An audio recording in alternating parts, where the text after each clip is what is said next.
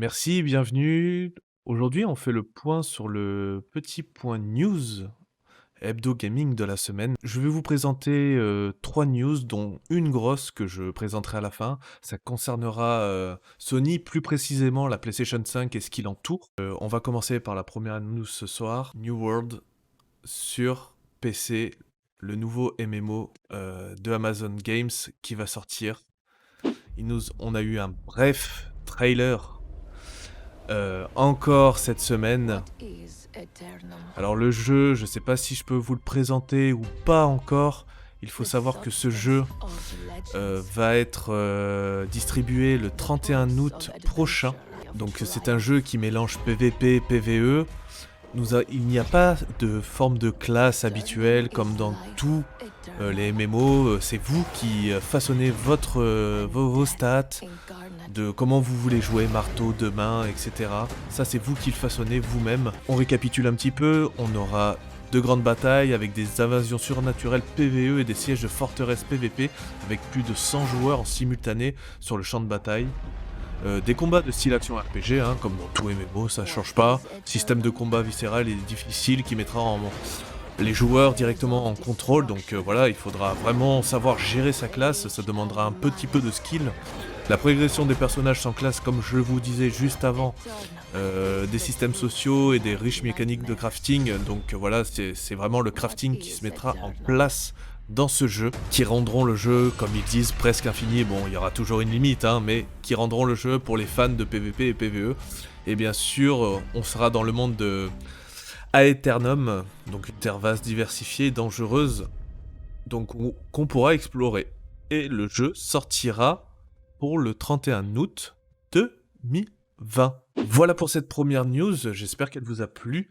On va directement aller à la deuxième news qui parlera plutôt d'un film, parce que j'essaye de me diversifier, donc avec les mangas, les films, tout ce qui touche un peu à l'univers geek, on va dire, entre guillemets. Et sans plus tarder, on va parler de Venom 2. Venom 2 qui va sortir au cinéma, donc on a eu la bande-annonce cette semaine. Alors je suis hypé de fou, je vais pas vous mentir, je suis hypé de fou. Il faut savoir que Tom Hardy a repris le rôle, et ça c'est flambant parce que le premier était bien. Donc on reprend la suite des événements du premier. Pour ceux qui ne l'ont pas vu, je ne vais pas spoil. Euh, mais en gros il contrôle à moitié, voilà comme vous pouvez le voir dans cette cinématique, à moitié son personnage qui est bien sûr à l'intérieur de lui. Il faut savoir que le film sera présent dans nos salles de cinéma à partir du 24 septembre 2021 et que pour l'instant, voilà, on espère sincèrement qu'il ne sera pas reporté pour cause de Covid plus tard ou autre. Donc Venom, l'anti-héros de Marvel, qui se battra contre son ennemi, Carnage. Donc j'ai vraiment très très hâte de le voir. N'hésitez pas à me dire en commentaire si le film vous hype ou non. Voilà pour le deuxième point news. On continue pour le troisième et gros point de ce petit point hebdo gaming. On va parler notamment de PlayStation parce qu'il y a beaucoup de choses à dire sur PlayStation cette semaine.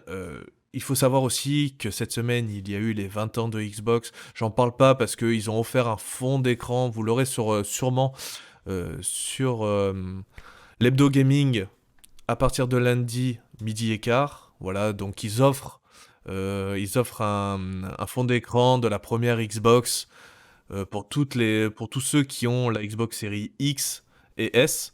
Donc voilà, c'est assez gentil, mais ils auraient pu un peu plus marquer le coup, je trouve. Mais bon, c'est déjà très sympa de leur part et c'est une bonne machine. Donc ils font tout le temps des mises à jour, tout le temps. Ils ont encore accéléré quelques systèmes de leur processeur, etc. pour que la machine tourne mieux. Enfin voilà, ils sont au taquet et ça fait plaisir et surtout ça fait plaisir aux joueurs. Mais là n'est pas la question, on va vraiment parler de PlayStation et PlayStation 5 naturellement. Alors il faut savoir qu'il y a eu des rumeurs pendant 2-3 semaines sur d'éventuelles nouvelles manettes. Alors je sais que les haters vont dire on n'a pas de PlayStation 5. et ils sortent des manettes. Mais après, il faut savoir que ce ne sont pas les mêmes matériaux que vous avez dans une manette et dans une console. Les matières premières ne sont pas les mêmes. Donc, calmez-vous les haters. Voilà, le parc PlayStation 5, malgré qu'il soit pas non plus très imposant, est quand même installé. Donc, pour enrichir la gamme PlayStation et pour que les Jompis ou Yankees, comme vous voulez, achètent des produits PlayStation, il faut sortir d'autres accessoires PlayStation. Et en l'occurrence, nous avons affaire à 2 manettes. Voilà. La première qui se trouve tout en noir, donc je trouve que c'est une manette basique. Et une manette rouge et noire, voilà, un peu plus colorée, mais qui me tape pas non plus à l'œil.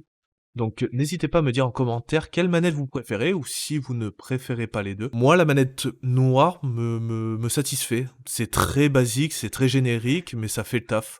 Il aurait fallu éventuellement que le logo PlayStation soit de couleur de l'ancienne PlayStation, ça aurait été vraiment vraiment sympa. Et là, je pense que un bon Yankee aurait été parmi nous à ce moment-là. Mais c'est vrai que de garder ce full noir, c'est dommage. Ça aurait été un peu plus coloré, je trouve que ça aurait été beaucoup plus beau. Toujours sur PlayStation, il faut savoir que les studios sont vraiment au taquet. PlayStation a parlé il y a de ça 2-3 jours sur leur PlayStation blog en disant qu'il y a 25 studios qui sont en train de travailler d'arrache-pied sur des nouveaux titres first party.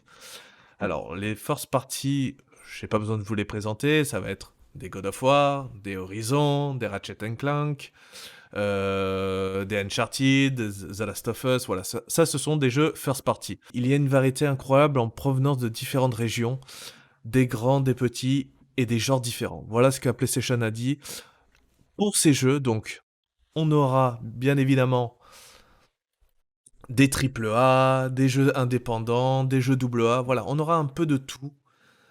Et il paraît aussi que d'après eux, donc c'est même de sources sûres, que 50% des jeux vont être des nouvelles licences.